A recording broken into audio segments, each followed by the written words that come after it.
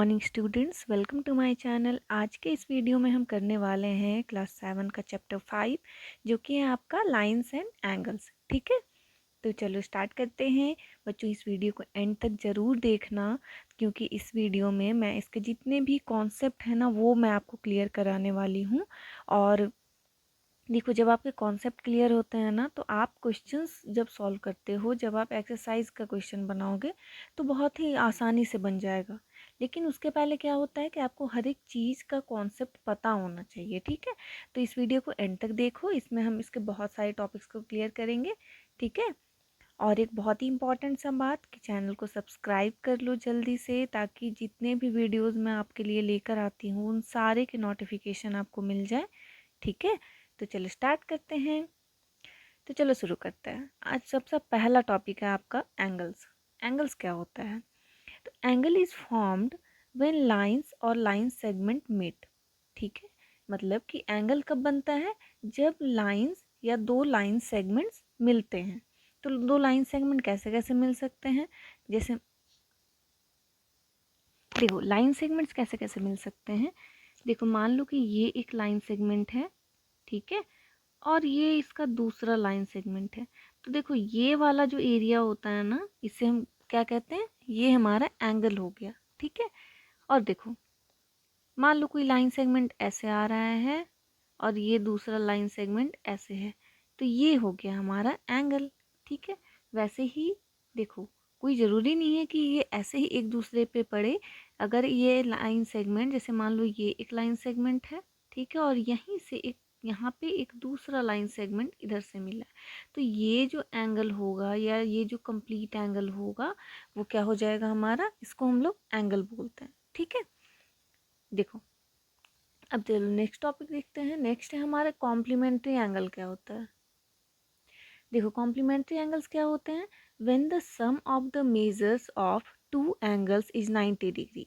जब दो कोनों का माप जो होता है वो हमारा जब 90 डिग्री होता है, ठीक है, तो the angles are called complementary angles. मतलब कि अगर दो एंगल्स हैं और उन दोनों का जो सम है, उन दोनों को ऐड करने पे अगर हमारा 90 डिग्री आ रहा है, तो क्या बोलेंगे हम कि वो दोनों एंगल जो है वो कॉम्प्लीमेंट्री एंगल है। ठीक है, जैसे देखो, ये वाला एंगल जो है हमारा यहाँ पे, देखो ये वाला एंगल ये 30 डिग्री का है और ये वाला एंगल 60 डिग्री का है। तो देखो, जब हम दोनों को ऐड करेंगे तो क्या हो जाएगा? 30 + 60 इज इक्वल्स टू 90 डिग्री आ रहा है ना। तो हम क्या बोलेंगे कि ये जो 30 डिग्री वाला एंगल है और ये 60 डिग्री का, ये दोनों क्या है? कॉम्प्लीमेंट्री एंगल्स है। ठीक है, चलो नेक्स्ट देखते हैं। देखो, हमने देखा कॉम्प्लीमेंट्री एंगल्स, अब हम देखेंगे क्या सप्लीमेंट्री एंगल किसको बोलते हैं। ठीक है, चलो पहले डेफिनेशन देखते हैं हम इसका। When the sum of two angles is 180 degree then these are called supplementary angles। यानी कि जब दो एंगल्स का सम 180 डिग्री होगा तो हम क्या बोलेंगे कि वो दोनों एंगल जो है वो सप्लीमेंट्री एंगल है। ठीक है, वहाँ पे देखो, जब 90 डिग्री हो रहा था तो क्या हो रहा था? कॉम्प्लीमेंट्री हो रहा था, और यहाँ पे सम करने पे हमारा 180 डिग्री होना चाहिए, तो उसे हम बोलेंगे सप्लीमेंट्री। ठीक है, देखो, ये 100 डिग्री का एंगल है और ये 80 डिग्री का एंगल है, तो जब हम इन दोनों को ऐड करेंगे 100 + 80, तो क्या आएगा हमारे पास? 180 डिग्री आएगा ना। तो 180 डिग्री आ रहा है, इसका मतलब क्या है कि ये 100 डिग्री और ये 80 डिग्री, ये दोनों एंगल जो है ये क्या है? सप्लीमेंट्री एंगल है। ठीक है,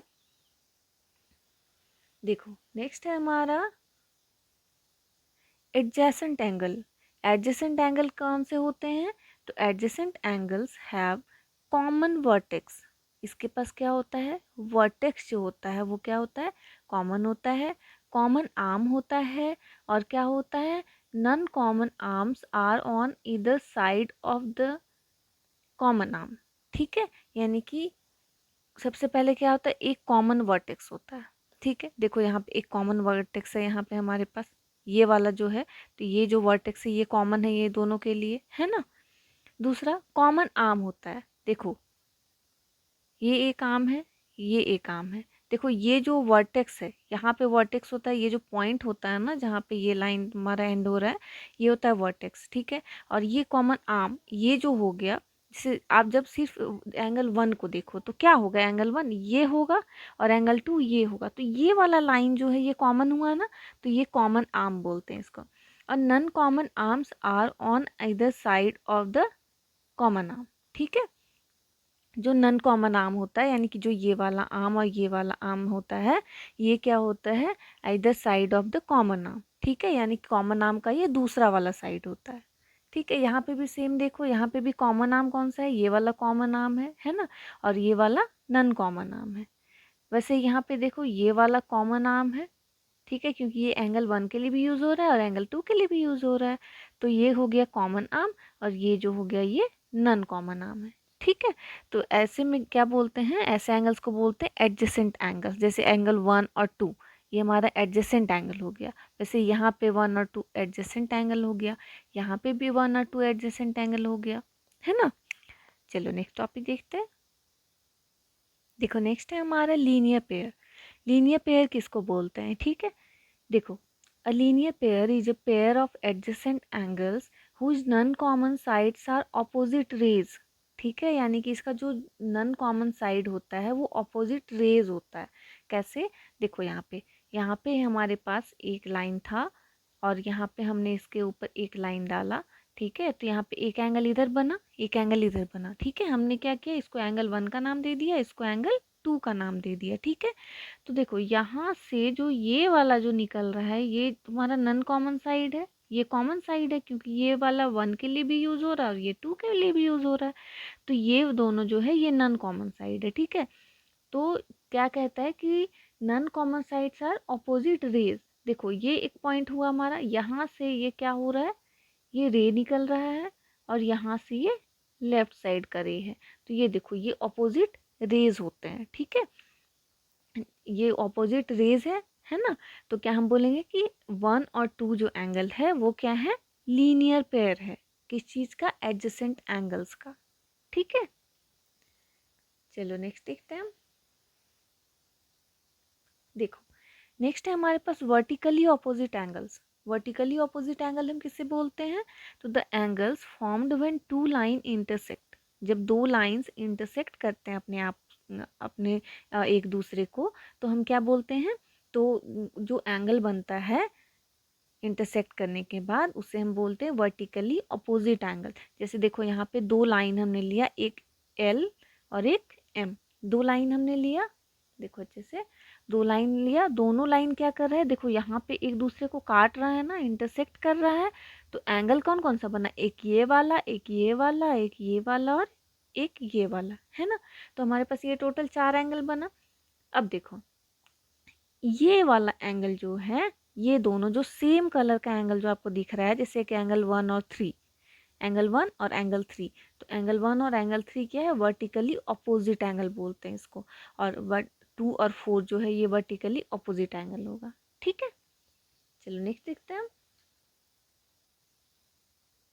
देखो नेक्स्ट है हमारा इंटरसेक्टिंग लाइंस क्या होता है, two or more lines that cross each other at a single point in a plane. ठीक है, दो से ज़्यादा लाइन जब एक दूसरे को एक किसी पॉइंट पे क्रॉस करते हैं किसी भी प्लेन पे, तो हम क्या कहते हैं कि वो जो लाइंस है वो इंटरसेक्टिंग लाइंस है। ठीक है, जैसे कि देखो यहाँ पे ये वाला लाइन एल है, ये वाला लाइन एम है, ये दोनों एक दूसरे को काट रहे हैं ना, कहाँ पे, इस पॉइंट पे काट रहा है ना। जैसे मान लो कि हम एक नया बनाना चाहते हैं, या फिर मान लो कि कोई दो लाइन है, ठीक है, ये इस लाइन का नाम एल है, इस नए लाइन का नाम एम है। ठीक है, तो ये दोनों एक दूसरे को काटा ना, कहाँ काटा, यहाँ पे। ठीक है, तो हम क्या बोलेंगे कि लाइन एल और एम जो है वो क्या है, इंटरसेक्टिंग लाइंस है। वैसे ही देखो यहाँ पे टू और मोर, एक और लाइन मान लो कि इधर से आ रहा है, इसका नाम है एन। ठीक है, इसका नाम एन है, और ये लाइन भी इसी पॉइंट पे ये दोनों को काट रहा है। ठीक है, तो हम क्या बोलेंगे कि ये जो एल एम और एन जो तीनों लाइन है ये क्या है, इंटरसेक्टिंग लाइंस है। ठीक है, आई होप आपको समझ में आया होगा। अगर कोई भी डाउट हो तो मुझे कमेंट करके बताओ, मैं आपको फिर से समझाऊंगी। आप जितनी बार बोलोगे मैं उतनी बार समझाने के लिए तैयार हूँ, बस आप पढ़ाई करो। ठीक है, तो चलो चैनल को सब्सक्राइब कर लो बच्चों, वीडियो को लाइक करो, और नेक्स्ट वीडियो में हम करेंगे इसके बाकी के सारे टॉपिक्स। ठीक है, तो आज के लिए इतना ही, मिलते हैं नेक्स्ट वीडियो में, तब तक के लिए थैंक यू।